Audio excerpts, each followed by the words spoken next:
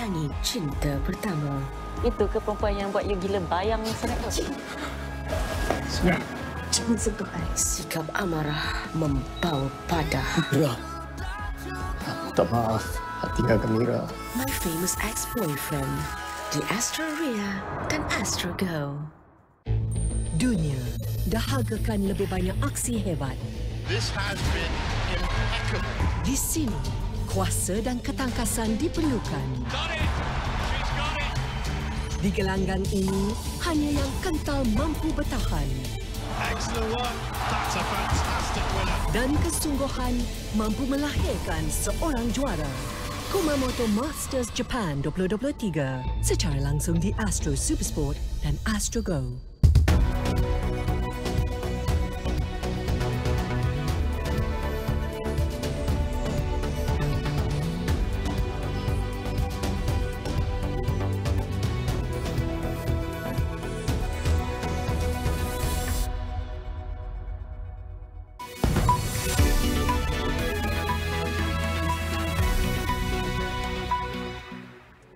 Hello and good evening. You're watching AWANI Tonight with me, Farhana Sheikh.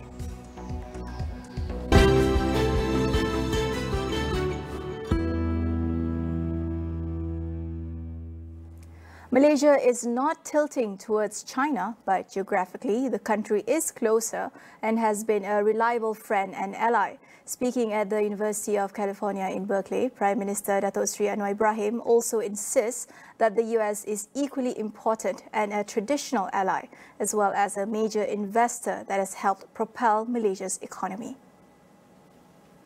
As strategic competition intensifies between the United States and China, Malaysia approaches relations with both pragmatically and judiciously. We will work with ASEAN to minimize risks, namely outright conflict or the bifurcation of the global economy into rigid blocks. Neither seems likely soon, but both have become plausible under today's mounting pressure. Recognizing contradictions will inevitably emerge. Malaysia still sees value in engaging both Washington and Beijing. Anwar added that as the US-Malaysia Comprehensive Partnership will conclude its 10th year in 2024, both countries are set to formulate a practical plan by the end of this year to further strengthen it. The Prime Minister also called on technology companies, especially those in the Silicon Valley, to counter the spread of misinformation. Datuk Seri Anwar Ibrahim said the issue has reached a tipping point, indicating a need for international cooperation and government intervention to address it. They are tasked with implementing policies that counter misinformation and disinformation while upholding the right to free speech. These platforms need to serve as conduits for constructive dialogue rather than channels for deceit and manipulation. Anwar also urged for stronger partnerships and the capitalization of innovations to safeguard societies. He was speaking at a special lecture titled Superpower Rivalry and Rising Tensions in the Asia-Pacific at the University of California, Berkeley today. In other news, the government intends to include a grievance mechanism in the draft bill of the proposed Malaysian Media Council. Deputy Communications and Digital Minister Teo Nee Cheng said that this was to allow media practitioners to self-regulate in instances of published articles containing misinformation and disinformation. Hasrat untuk mewujudkan majlis media ini adalah supaya pengamal media mereka boleh self-regulate. Supaya jadi dalam ruang undang-undang ini memang kita mewujudkan satu grievance mechanism di mana sesiapa yang tidak berpuas hati dengan laporan bolehlah lodge complaint, buat aduan dengan majlis media ini, dan majlis media bolehlah mewujudkan jawatan kuasa untuklah meneliti aduan tersebut dan jugalah come up with finding deciding keluarkan satu keputusan sama ada mereka setuju bahawa laporan daripada media organisasi itu adalah tidak etikal ataupun mereka tidak melanggar apa-apa etikal untuklah pengamal media. She said the bill is expected to be tabled in Parliament in March 2024. The Communications and Digital Ministry also plans to engage tech companies to come up with a revenue-sharing formula with local media outlets. Its Deputy Minister Tioni Ching said advertising revenue by most media has dwindled as they mostly go to tech giants such as Google and Facebook. In July, Communications and Digital Minister Fahmi Fadil said his ministry was planning to draft a bill related to the return of advertising expenditure to ensure the survival of media organizations in Malaysia. This included introducing rules for technology companies that use content produced by local media organizations to ensure fair compensation. He said the government was ready to assist in negotiations for local media companies to get compensation from tech giants, whether directly or indirectly. Any future development in Kuala Lumpur will depend on the outcome of the Traffic Impact Assessment TIA. According to Law and Institutional Reforms Deputy Minister Ramkampal Singh, the TIA is being carried to address traffic congestion due to population growth and covers various aspects, including future traffic projections. DBKL juga memberi tumpuan kepada pembangunan pengangkutan awam yang mesra pengguna, efisien dan mudah akses bagi mencapai sasaran 70% penggunaan pengangkutan awam menjelang tahun 2040. The government recently launched the Kuala Lumpur Structure Plan 2040 to drive the strategic development of the Malaysian capital, with 139 areas already identified as redevelopment areas in Kuala Lumpur till the year 2040. Past President Tan Sri Abdul Hadi Awang will continue to serve as the Marang Member of Parliament. This after the federal court dismissed a Barisan Nasional candidate's appeal to unseat him for allegedly bribing voters in the last general election. The federal court three-member panel unanimously ruled against the petitioner, BN candidate Jasmira Othman, for failing to prove that voter inducement had taken place. They claimed he had failed to prove that Hadi had appointed 2 Terengganu Executive Council members and another person to bribe voters with money to win the election. On June 27, the election court in Terengganu dismissed the election petition filed by Jasmira to challenge Hadi's victory, ordering him to pay Hadi 50,000 ringgit in costs. The election court had previously nullified the election results for the Kemaman and Kuala Terengganu seat, both won by PAS, after accepting allegations of bribery through the distribution of iBelia and iSiswa aid funds to voters during the G15 campaign period. More than 600 Palestinians studying at public universities will have their tuition fees waived for 1 year with immediate effect. Higher Education Minister Datuk Sri Muhammad Khalid Nordin says his ministry will also hold talks with private universities to do the same for over 200 Palestinian students.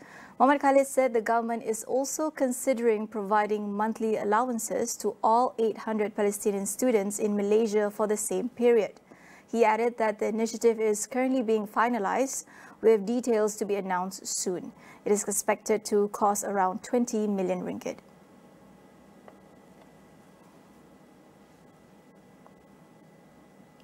We will go for a quick break. Stay tuned for more.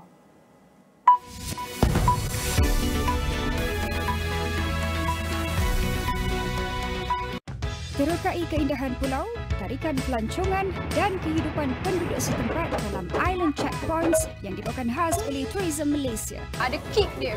Jom kita pergi tengok. Dia main turun je, tak cilah kan? Macam-macam lagi lah. Bau dia. Ini bubur kunyit, boyak garam. Experience yang baru, kami. Memang cantik. Setiap Sabtu, 8.30 malam di semua platform Astro AWANI. Persembahan semakin luar biasa. Dominasi peserta lelaki. Dapatkah peserta wanita kembali memikat? Garantilah. Beli tiket konsert akhir All Stars Gegavaganza di laman web tickettoyou.com.my. All Stars Gegavaganza di Astro Ria dan Astro Go.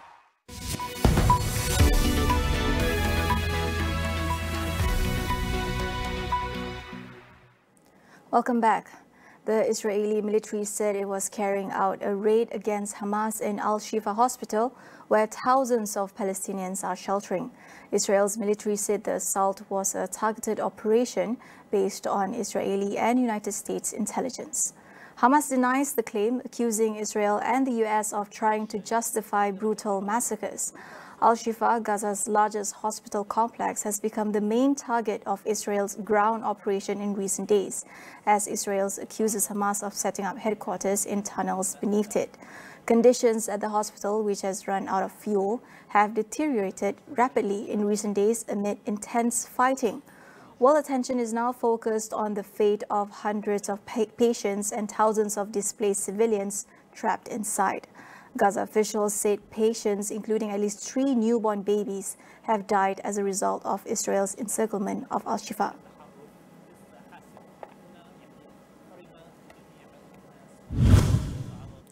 The regional meeting of ASEAN defense ministers kicked off in Jakarta, Indonesia today, with the ongoing Palestine-Israel and Myanmar conflicts taking center stage in talks.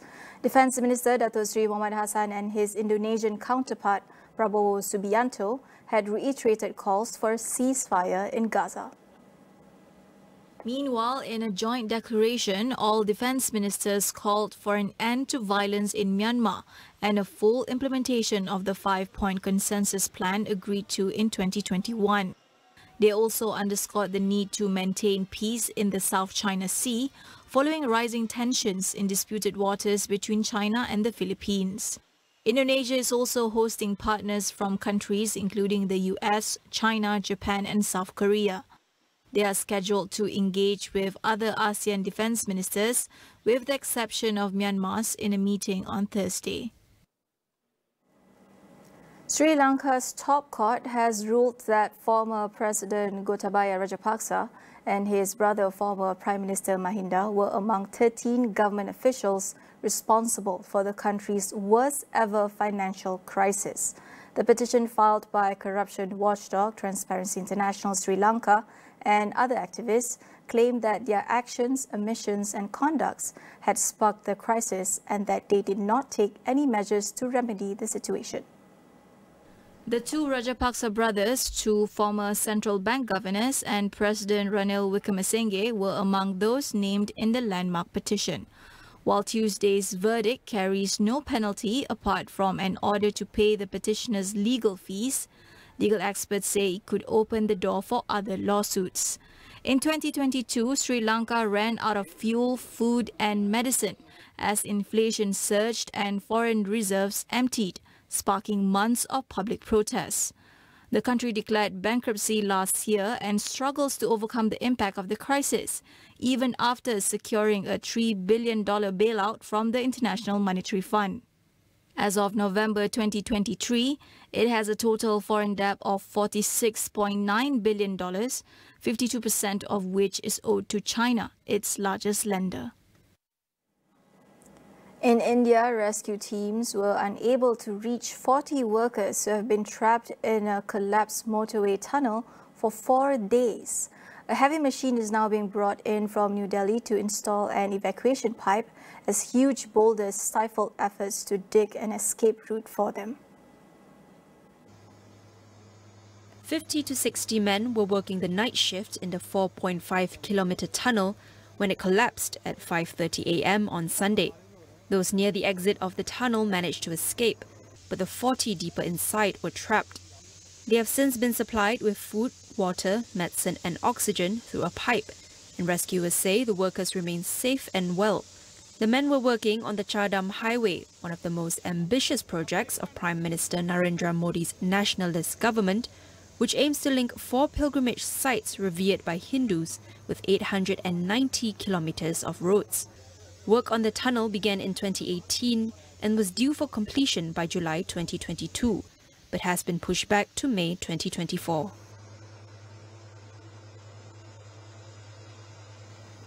Over in Brazil, red alerts have been issued for nearly 3,000 towns and cities across the country that are experiencing an unprecedented heat wave. The heat is expected to last until at least Friday, with temperatures reaching as high as 52.5 degrees Celsius. The red alert means that temperatures could remain 5 degrees Celsius above average for more than 5 days, posing a serious threat to health. The heat wave comes more than a month before the start of summer in the southern hemisphere. It has sent Brazil's energy consumption soaring to record levels as people try to keep cool. Officials have attributed the heat to the El Niño phenomenon and climate change.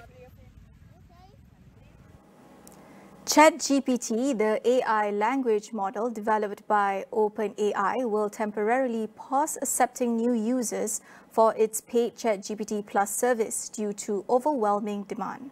CEO Sam Altman made the announcement after the surge in usage exceeded the company's current capacity following the launch of the premium service. The company introduced new features and upgrades at its developer conference last week, allowing users to build custom versions of ChatGPT to accomplish specific tasks. The announcements triggered a rise in demand for OpenAI's artificial intelligence tools and services. The startup said that roughly 100 million people use its services every week, and more than 90% of Fortune 500 businesses are building tools on OpenAI's platform. That wraps up AWANI tonight. I'm Farhana Sheikh. Thank you for watching.